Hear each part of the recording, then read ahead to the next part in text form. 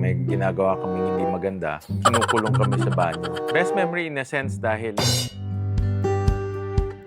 ang mom ko, disciplinarian. Binigyan namin pahalaga yung disiplina. Best memory ko kasi dala-dala ko ngayon yung pagbibigay ng importansya sa disiplina. Best advice sa akin is always to be honest and perform with integrity.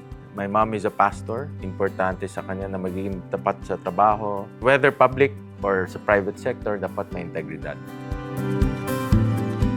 Ma, thank you for being a disciplinarian. Nung una, galit kami doon. But throughout the years, natutunan namin yung halaga ng discipline and also integrity. You are a worker of Christ.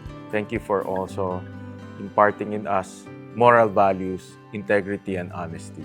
Happy Mother's Day sa lahat ng ating mothers and thank you for your sacrifices and dedication. Alam ko yung inyong hirap at sakripisyo. Maraming salamat to all our mothers. Happy Mother's Day. We love you.